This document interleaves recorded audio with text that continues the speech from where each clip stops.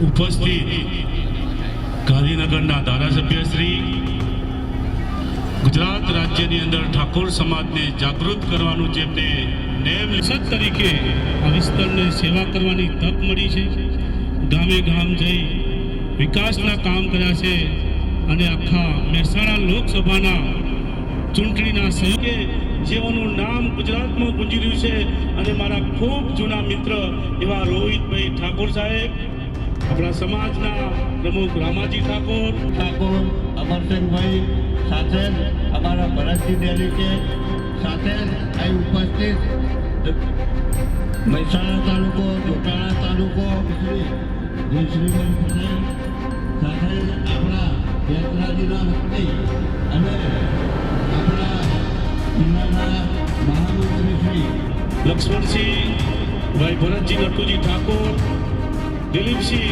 જે અખિલ ગુજરાત ઠાકોર વિકાસ સંઘના એ પોતે ગુજરાત પ્રદેશના મહામંત્રી છે, મહામંત્રી શ્રી, હોદ્દેદારો, પદાધિકારી અને અહીં ઉપસ્થિત ક્ષત્રિય ઠાકોર સમાજના વડીલો, માતાઓ, ભાઈઓ, બહેનો, આદરણીય વડાપ્રધાન શ્રીએ જે લોક ઉપયોગી યોજનાઓ કરી છે, કાર્યો કર્યા છે, એનાથી આપણે સૌ વિદિત છીએ અને અહીંથી જાણકારી પણ આપવા સ્ટાર પ્રચારક તરીકે છે એવા આપણા અલ્પેશસિંહ ઠાકોર સાહેબ, આ વિસ્તારના આપણા લોકપ્રિય ધારાસભ્ય શ્રી, આપણે આપણા આદરણીય વડાપ્રધાન શ્રી નરેન્દ્રભાઈ મોદીને સતત આપણે ત્રીજી વખત વડાપ્રધાન બનવાની નેમ આપણે લીધેલી છે અને એના માટે એના થકી આપણે કાર્યક્રમ કરવા જઈ રહ્યા છીએ, જેના આગળ કાર્યક્રમ કરવા જઈ રહ્યા છીએ એવા 42 ઠાકોર સમાજના પ્રમુખ શ્રી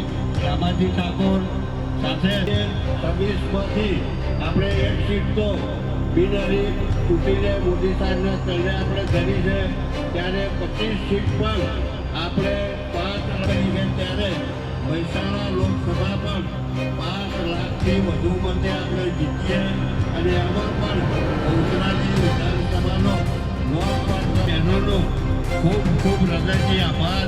ભારત માતા કી જય. ખૂબ ખૂબ આભાર રમેશભાઈ પટેલ સાહેબ. હું વિનંતી કરું મહેસાણા જિલ્લા ભાજપમાં એ વખતે એક જ સરકાર હતી, પંચાયતથી પાર્લામેન્ટ સુધી કોંગ્રેસ અને જેટલા તોફાની તત્વો, જેટલા ગુંડા હતા, આ બધા જ કોંગ્રેસના પોષેલા, કોંગ્રેસ સમર્થન કરતી, કોંગ્રેસ અમને મદદ કરતી અને કોંગ્રેસ બચાવતી એ દિવસો તમને યાદ કરાવવા આવ્યો છે. આજે તમને ગામડાઓ સુખી દેખાય છે. આપણા ગામની એક શેરીઓની અંદર આરસીસી રોડ ને બ્લોક આ દેખાય છે, લાઈટના થાંભલા હું જોઈ રહ્યો છું. આપણા ત્યાં પાણીની વ્યવસ્થા, ગટરની વ્યવસ્થા, આરોગ્યની વ્યવસ્થા, શિક્ષણ વ્યવસ્થા આ તો નરેન્દ્રભાઈએ કર્યું છે ને, એટલે આપણા આ સારા દિવસો આવ્યા છે. તમને એટલે યાદ કરાવું છું દોસ્તો કે પહેલા આપણા ત્યાં કોઈ માદું પડે તો આપણે ક્યાં જઈએ? જો પૈસા વાળો હોય તો પ્રાઇવેટ ડોક્ટર જોડે જાય, પૈસા વાળો ના હોય તો સરકારી દવાખાનું હોદે. એટલે જે માદા હોય ને એ જ એવું કે દીકરા મારી સેવા કરો, મારે સરકારી દવાખાને વહેલા નહીં મરજો, કારણ કે સરકારી દવાખાનાની વ્યવસ્થા જ બરોબર નથી. અને સરકારી દવાખાનામાં એટલે મોતને લઈને જ જવાનું, બોડી આવે પાછી. નરેન્દ્રભાઈ આવ્યા, નરેન્દ્રભાઈ ચિંતા કરી આપણી. પહેલા 5 લાખ રૂપિયા સુધીની આપણી મફત સારવારની વ્યવસ્થા કરી એમણે, અને અત્યારે હવે 10 લાખ રૂપિયા આપણા ભૂપેન્દ્રભાઈ આવ્યા પછી છે. એટલે ફક્ત એવું કે ગુજરાતની અંદર તોફાનો જોયા છે. આપણે ગુજરાતમાં કોમી દાવાનળ જોયેલા છે, આપણે ગુજરાતના અનેક એવા એરિયામાં જોયેલા છે કે એરિયાઓ ભાઈ લોકોના નામથી ઓળખાતા.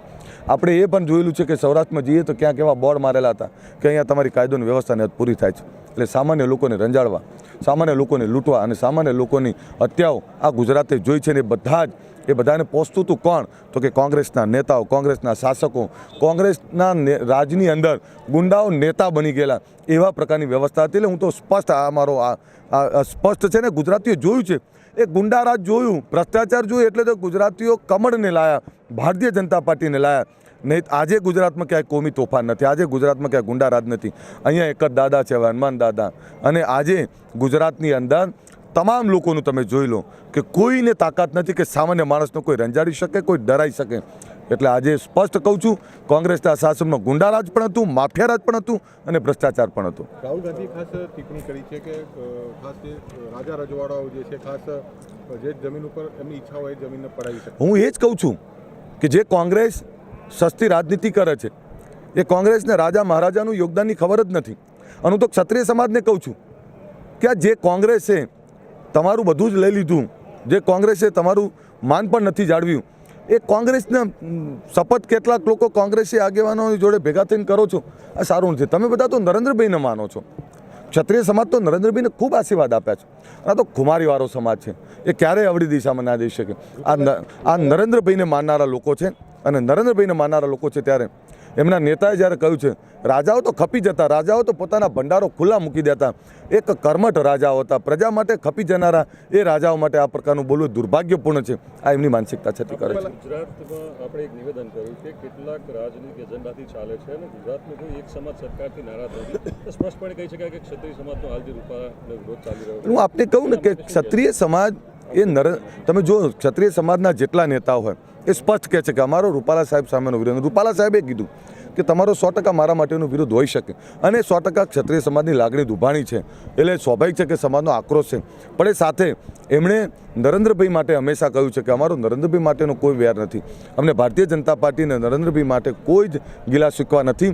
એટલે હું આપને કહું છું કે એમનો એક વ્યક્તિ સામેનો વાંધો છે, નરેન્દ્રભાઈ સામેનો વાંધો નથી. અને ક્ષત્રિય સમાજ અને તમામ સમાજો એ નરેન્દ્રભાઈને પ્રેમ કરે છે. એટલે મને સંપૂર્ણ શ્રદ્ધા છે ક્ષત્રિય સમાજ ઉપર પણ કે નરેન્દ્રભાઈને જોઈ અને મતદાન કરશે. ખાસ રૂપાલાજીએ જે નિવેદન આપ્યું બાદ 3 વાર માફી પણ માગી છે. ત્યારે રાહુલ ગાંધીએ જે આ વિવાદ છેડ્યો છે, માફી મંગાવી લો, માફી મંગાવી લો. ભારતીય જનતા પાર્ટી તો એક એક સમાજ, એક એક વ્યક્તિને પૂજનારી, એને સન્માન આપનારી પાર્ટી છે. કોઈ એના નેતાએ ભૂલ કરી હોય પણ પાર્ટી ભૂલ ના કરે, એ પાર્ટી તમને સન્માન આપે છે. હું આજે કહું લો, માફી મંગાવી લો. એમના પાર્ટી અધ્યક્ષ પણ ક્ષત્રિય છે, એ જે બોલ્યા છે માફી મંગાવી લો એમની જોડે, તો તમને ખરા કહીએ અમારા નેતાએ અને જે ભૂલ કરી છે આખી પાર્ટી, અમારા CR પાટીલે માફી માગી, અમિતભાઈ જેવા અમિતભાઈ અપીલ કરી, રૂપાલાજીએ અનેકવાર માફી માગી છે અને વારંવાર માફી માગીએ છીએ, કારણ કે આ ક્ષત્રિય અસ્મિતાનો સવાલ છે. પરંતુ હવે આજે એમના નેતા બોલ્યા છે લો માફી મંગાવી લો, અને ભારતીય જનતા પાર્ટી હજુ 10 વાર કહેશો તમે, 10 વાર માફી માગીશું. પાર્ટી 10 વાર માફી માગી, કારણ કે ક્ષત્રિય સમાજના યોગદાનને આ ભારતીય જનતા પાર્ટીને એક એક ગુજરાતી, એક એક ભારતીય ભૂલી નથી શકતો. એ ક્ષત્રિય સમાજની જે અસ્મિતા છે એને અસ્મિતાને ક્યારેય ઝાંખમ પહોંચે એવું કામ એ ભારતીય જનતા પાર્ટી ક્યારેય ના કરી શકે. હું આજે આપને કહું છું કે ક્ષત્રિય સમાજના મારા વડીલો, યુવાન દોસ્તોને કહું છું કે દોસ્તો, તમે નરેન્દ્રભાઈને પ્રેમ કરો છો ત્યારે નરેન્દ્રભાઈને જોઈને મતદાન કરો, અને એમના નેતાએ જે કર્યું છે તો હવે માફી મંગાવી લો તો ખરા કહીએ. નહીં, જો આપને કહું ક્ષત્રિય સમાજ એ નરેન્દ્રભાઈને પ્રેમ કરે છે. હું હજુ આપને કહું એ નરેન્દ્રભાઈને ખૂબ પ્રેમ કર્યો છે. એટલે મારું જે માનવું છે કે ક્ષત્રિય સમાજ છેલ્લે તો નરેન્દ્રભાઈને જોઈને મતદાન કરશે. હાલમાં જે આંદોલન ચાલી રહ્યું છે એવું કહી શકાય કે કોંગ્રેસ પ્રેરિત હોઈ શકે? ના, હું સામાજિક આંદોલનને કોઈ પાર્ટીનું લેબલ નથી આપતો. જો સમાજની લાગણી દુભાણી છે 100%ની વાત છે. અને હું એવું માનું છું કે રૂપાલાજીએ જાણી જોઈને આજની આ બહુચરાજીની અંદર ભારતીય જનતા પાર્ટીના ઉમેદવારનો પ્રચાર કરવા માટે આવ્યો છું. છેલ્લા 15 દિવસથી ગુજરાતમાં ફરી રહ્યો છે. એક તરફી માહોલ છે, નરેન્દ્રભાઈનો માહોલ છે, એટલે એક યુગ પુરુષ જેણે આખા દેશની કાયાપલટ કરી નાખી. 10 વર્ષથી દેશ બદલાતો હોય તો 70 વર્ષ જેણે શાસન કર્યું એ ધાર્યું હતું ઘણું કરી શક્યા હોત, પણ એમણે પરિવારવાદ ચલાવ્યો, એમણે ભ્રષ્ટાચાર કર્યો, એમણે આ દેશને લૂંટવાનું કામ કર્યું. 10 વર્ષમાં નરેન્દ્રભાઈએ આ વિસ્તાર અને આખો દેશને બદલી નાખ્યો, એક સક્ષમ રાષ્ટ્ર તરફ આગળ વધ્યું. આજે આપણી અર્થવ્યવસ્થા 5મા નંબરની છે. તમામ જગ્યાએ રોડ, પાણી, ગટરની વ્યવસ્થા, પીવાના પાણી, સિંચાઈના પાણી અને ખૂબ મોટી વ્યવસ્થાઓ, સરકારી નાણાંનો સીધો લોકોને જરૂરિયાતવાળાના ઘર સુધી પહોંચાડવાનો પ્રયત્ન. એટલે લોકોની સુખાકારી વધારી, લોકોનું રક્ષણ કર્યું. એક નેતા, એક કર્મઠ નેતા જેણે આટલું બધું આ દેશ માટે આપ્યું, એની ચૂંટણી છે. આ કોઈ જાતિ, ધર્મ, વ્યક્તિની ચૂંટણી છે જ નહીં.